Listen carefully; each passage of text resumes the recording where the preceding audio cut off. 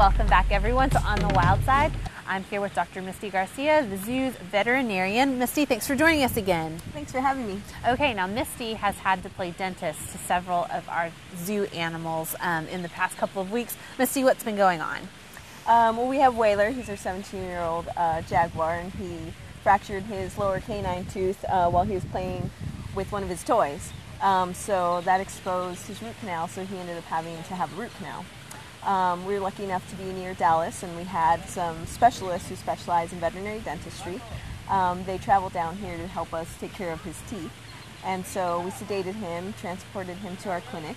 They brought all the special tools and equipment that you need to be able to do a root canal on an animal his size. It requires some special equipment. And they were able to do a root canal. It turns out he had 2 teeth that we had to do root canals on, and we found that previously he'd had another root canal done.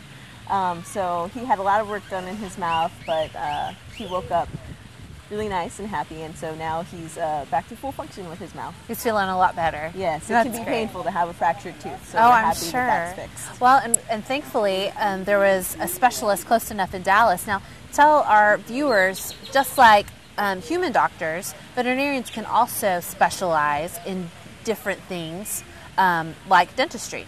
That's right. We spend 4 years in vet school, but then it's also possible to do a residency, just like human medical doctors do. And so you can spend time learning about veterinary oncology, cancer medicine in veterinary patients, as well as dermatology, cardiology. Pretty much the same specialists that there are in human medicine, you can specialize in veterinary medicine.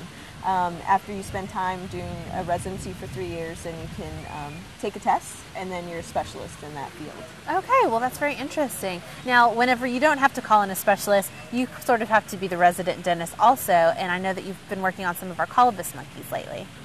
Yes, we try to do as much of the basic work that we can here that doesn't require special equipment. So all of our animals that get sedated for annual exams also get their teeth cleaned every time they get sedated.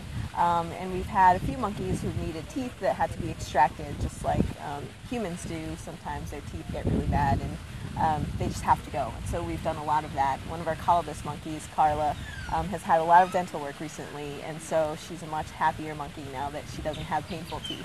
Oh, good. That's good to hear. Well, and I know also you were just mentioning that with the spring, I know all of us are suffering from allergies, and that doesn't stop with humans. I mean, we have a lion that is suffering from allergies too.